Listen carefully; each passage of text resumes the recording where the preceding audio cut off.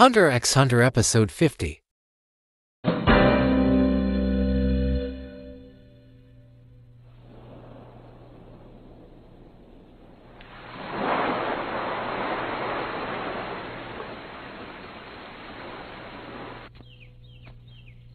Sige po, Lola, Tia Mito, mauna na po kami. Ang tagal mong nawala, Gon. Aalis ka na naman ba uli? Sigurado ba kayo na wala kayong nakalimutan?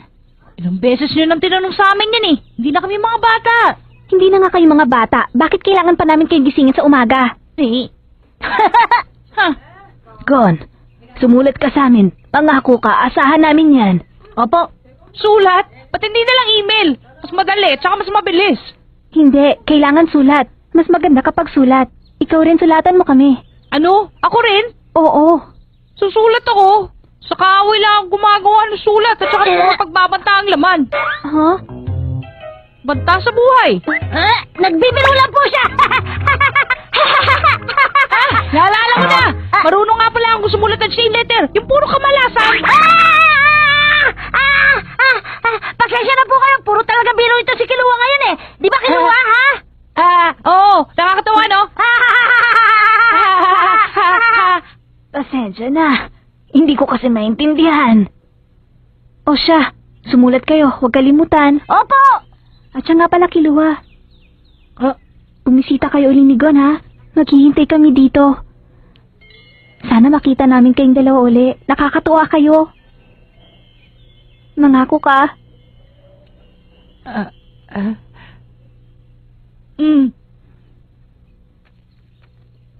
Paalam po, Tia Mito, Lola! Mag-iingat kayo! Mag-iingat kayo sa paglalakbay! Makakaasa po kayo! Babalik po kami dito! Sige! Ang laki ng pinagbago niya mula nang umalis siya para kunin ang hunter exam. Malaki na siya, ano, Mito? Oo nga pala.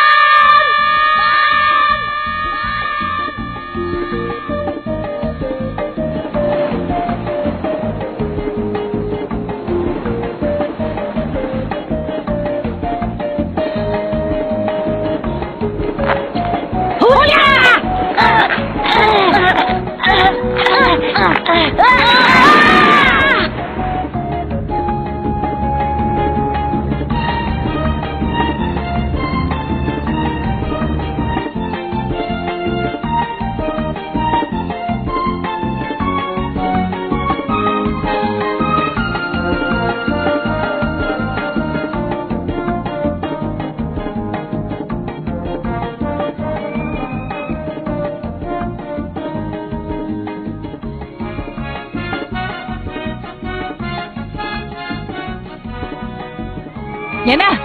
Ang address galing sa kapatid ko. Akala ko kalapati, lawin pala. Ang address lang naman ang kailangan natin eh. Papupuntahan na natin yung website na pang-hunter lamang. Nandun ba sa website ang tungkol sa Grid Island? Oo! Siguro ang daming sekreto nun, no? Bueno, tignan na natin. Halika na, bilis! Oh!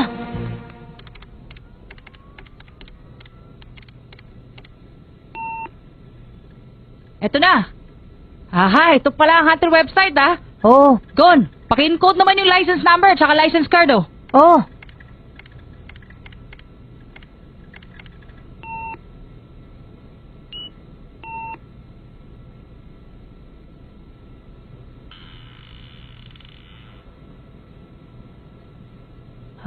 Ganito palang itsura nun. Kailangan, may makausap tayong tao dyan. Subukan mo nga. Para kasing RPG yan, eh. O, sige. Kung naghahanap ka ng kaibigan, makakatulong ako. Siya ang moderator. May mensahe ka ba? Siya naman ang message board. Subukan mo nga doon sa bartender. Ayun, oh. O, sige. Ano ang kailangan mo impormasyon? Siya nga. Wow naman, ang dami! Yan ang piliin mo. Sige. O, ito na.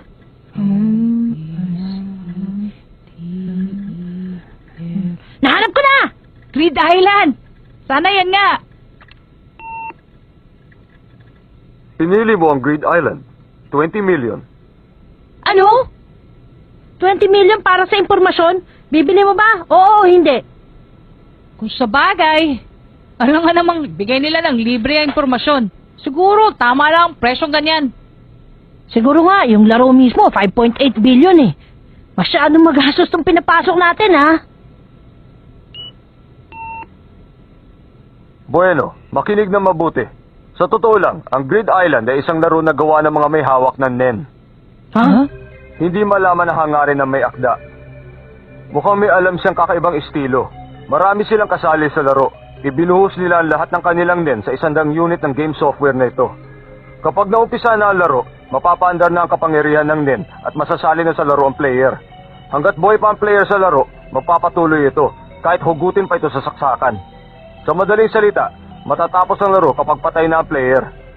Ang sabi ng iba, makakabalik lamang ang player kapag nahanap na niya ang save point, pero wala nakakaalam kung nasan ito. Ayon nga sa isang may-ari na ayaw magpakilala, ang may hawak lamang ng NEN ang makapaglalaro ito. Kumuha na ako ng 5 hunter upang laruin at tapusin ang larong ito. Tatlo pa sa kanila ay mga professional hunter na may mga lisensya. Pero wala sa kanilang nakabalik. Wala isa. Totoo ba yun? Galing ang impormasyon na yan sa Hunter website. Malamang totoo. nais ko rin ipaalam sa inyo na may 7 kopya ng larong ito na nakarehistro sa subastahan na gaganapin sa Yorkview City. Kung gusto ninyong sumali, ang minimum bid ay 8.9 billion. 8.9 billion? Sinasabi ko na nga ba eh, tumaas sa 3 bilyon. Anong gagawin ko? Huh? Isang sikat na laro ang Grid Island. Marami nang gustong bumili ng larong ito. Nagumpisa ng ibenta ito sa mga subastahan pampubliko. Depende sa rating nito kung gaano kadali ito mahanap. Ang pinakamadali ay ang ranggong H. Ang pinakamura naman ay may ranggong G. At yan ang kabuong impormasyon. Sana swertehin kayo. Paalam. Ayos ah. Kailangan makuha natin ang larong yun. Kiluwa, posible ba makasali tayo sa subastahan? Ha? Nakita mo naman hindi ba? Pinakamababa na yung 8.9. Wala tayong ganong kalaking pera, no? Hindi tayo bibili. Magbebenta. Alam ko na. Maghahanap tayo na magbebenta tapos ipapasubasta natin kapag may kumagat. Meron pa tayong 800 million galing doon sa Coliseo, di ba? O sige, isali na natin yun para lumaking kapital natin, okay? Sige, maghanap tayo ng mabibenta. Unahin natin ang mga tiyangge, tapos doon sa subastahan sa internet. Sigurado may mahanap tayo. Sige. Level G. Ibig sabihin, kapag wala akong nakuha sa level na to, magiging imposible nang mahanap ka, di ba, Jin? Doon, may nahahanap ako dito. Papadala ko sa'yo, okay? O, sige. Bantayan mo ah. Kapag wala na sa kalahating puhunan, sabihin mo sa akin. O, sige.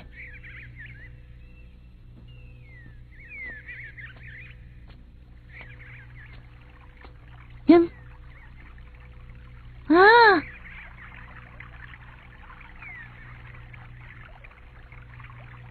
Ang sarap naman pakinggan. Ang sarap pakinggan ang tibok ng puso mo. Katunog na mga kumakatang ibon sa paligid at bumubulong na ilog. Aba, nagiba ang tono. Alam mo, yan din ang narinig ko nung una kitang makita. Parang bumubulong na ilog. Malinis pero malamig. Napakadaldal mo talaga. Ganon? Huwag ka sanang magalit. Nag-iinit kasing dugo ko sa mga madadaldal.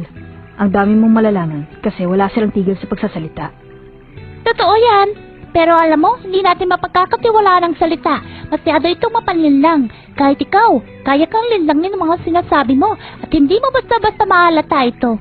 Mahirap malaman kung totoo o hindi. Nakakalito. Sa totoo lang, mas tapat ang tibok ng puso. Ang sa akin, pati na rin ang sayo. Pero, minsan, kailangan talaga magsalita ng tao. Naniniwala akong nakakagaan ang damdamin ng pakikipag-usap sa iba. Conforme sa oras at pangyayari, siguro pati na rin kung kanino.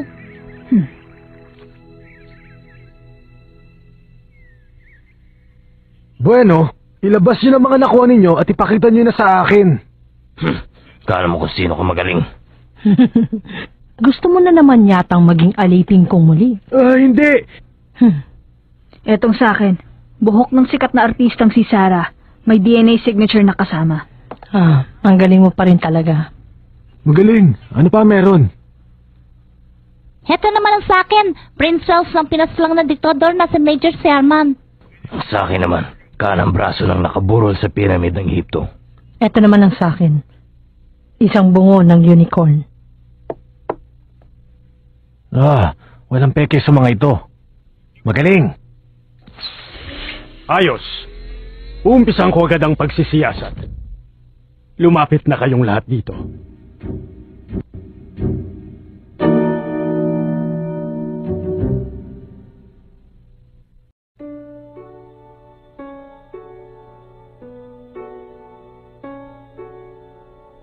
Dala-dala ko na.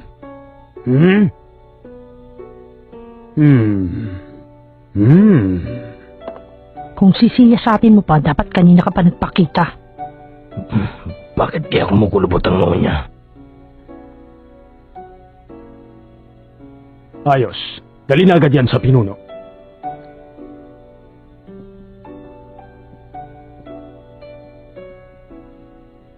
Weshi, Basyo, Senritsu, Kurapika. Base sa huling pagsusulit at itong mga dinala nyo ngayon, pasado sa akin ang lahat ng nagawa ninyo, karapat dapat kayo.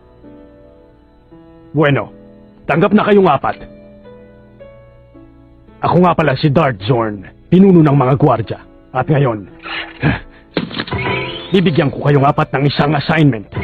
At yan ay bantayan ang pinuno ng York New City. At ligtas ninyong ihatid ang pinuno sa kwarto niya sa hotel. Ibibigay ko ang mga detalye. Sumunod kayo.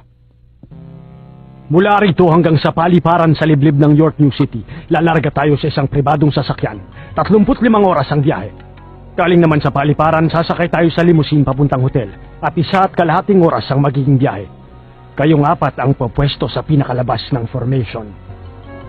Maliwanag ba? Sino ba yung posibleng aatake sa ating grupo? Ano ba namang tanong yan? Hindi ko sasagutin yan. Sabihin na nating masyadong marami para isa-isahin.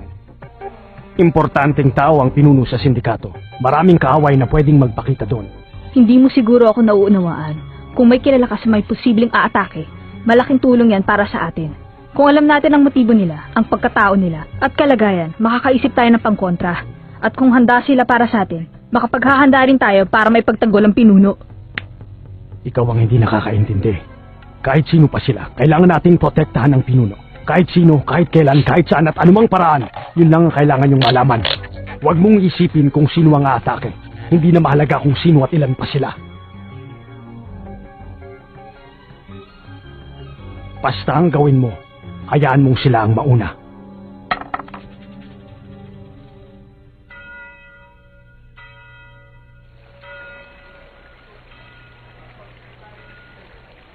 Magkano pa natitira, ha? Kung ipagsasama-sama natin, 10,840,000. Lokong kurang yan, oh. Dinaya na tayo. Doble ng puhunan yung tinubo ng unang vase. Alam mo, kung tutuusin, patibong yun eh. Hiniyaan na tayong tumubo na konti para maengganyo tayo. Tapos saka siya bumawi. At dahil doon, nalugi tayo ng 3.9 billion. Sa bagay, natural sa mandurugas yun eh. Sabi ko na sa'yo, doon na lang tayo sa public website. Ikaw ang may kasalanan. Ano ako? 8 oras tayo naglaro. 985 lang ang kinita natin. Ilang taon tayo bago tayo makabuo ng 8 bilyon, ha? Buti na lang kaysa wala. Tuwang-tuwa ka kasi na nabenta na yung face eh. Ano mo? Ikaw may kasalanan. Delikado ang manghusga, lalo na kung hindi mo pa nalalaman ang lahat. Makulit Wow! Ano? Kung mahal siya, mas mahalaga. Wow! Kaya subuko na lang kayo. Wow! Wow! Ano, gusto mo ba ng laban? Oo ba? O sige, laban tayo. Sige ba? Paya ko! Palakihan tayo ng naipon na pera bago mag-umpisa ang subastahan sa loob ng 2 linggo. Sige ba? Pagkatiyan natin yung natitirang pera natin. Alas 9 ng gabi sa katapusan ng Agosto. Ang mas may maraming pera, panalo. Ayos sa akin yun. Paano kung talo ka? Ang talo, susunod sa iutos ng nanalo. Maliwanag ba yun? Payag ako dyan. Humanda ka, lalampasuhin kita.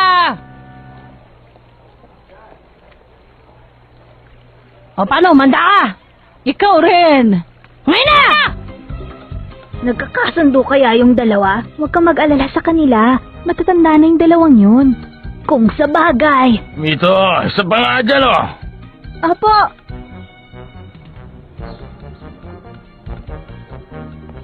$4.9 million ang kapital ko. 5 billion ang target ko. Hindi, 10 billion na lang. Wala nang ibang paraan.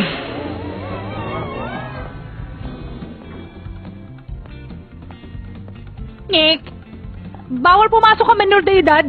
Madalas tanungin sa akin yan. Alam mo, mukha akong bata eh.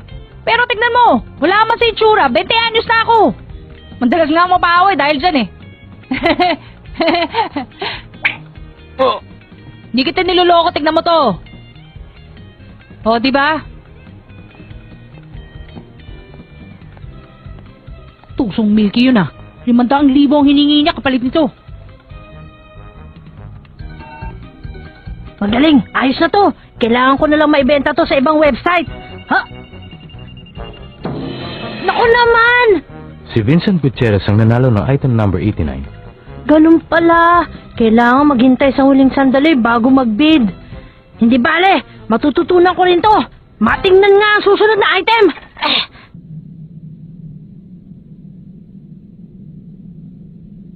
Naman! Bakit nagkaganon? Wala naman akong ginawang mali ah. Bakit wala nangyayaring tama? Nakakainis na. Ano ba yan? Ano ba yan? Lumulusot sa gusali yung tao eh. Tama naman ang ginagawa ko. Eh bakit?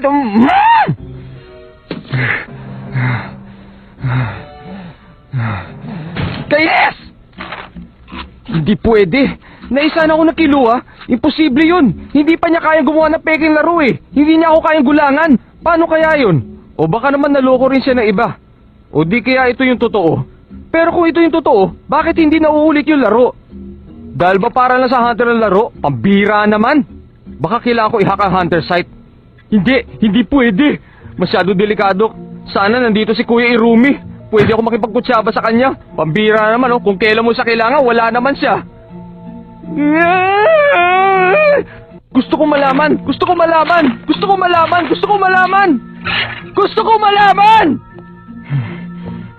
Malalaman ko sikretong yan. Wala akong pakialam kung anong kapalit. 12.7 billion pa ang balanse na account ko. Kailangan ko madoble yun para manalo ang taya ko. Papa, tumaya ka na. Kailangan ko ng 15. Pahiram na 15 bilyon. Gamit ang autopilot, papuntang Ringon Airport ang sasakyang ito. Ay, 3 araw pa bago sila dumating sa subastahan. Kailan nga ba yun? Mga 10 anyos ako, nung huli nakalabas ako.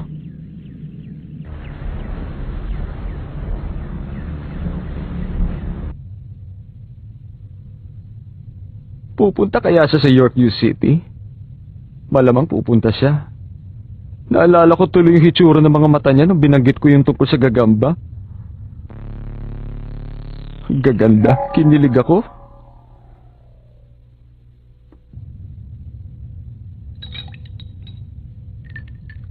Gusto kitang maging kaibigan. Para sa susunod na kabanata na tungkol sa mga gagamba.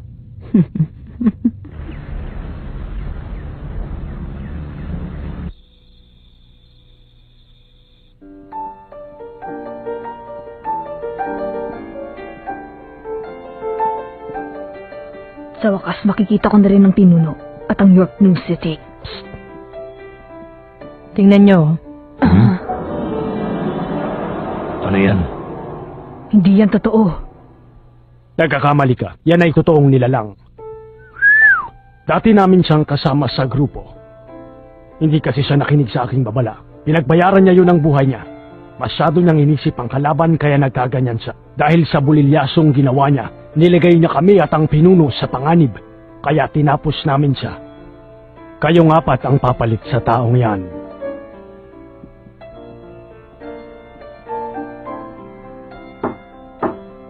Dala ko na ang 4 na baguhan.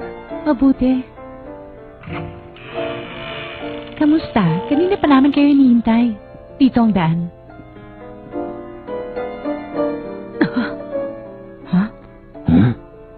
Ibinakikilala ko sa inyo ang pinuno namin na babantayan ninyo. Binibining Neon. Babae? Siya yun?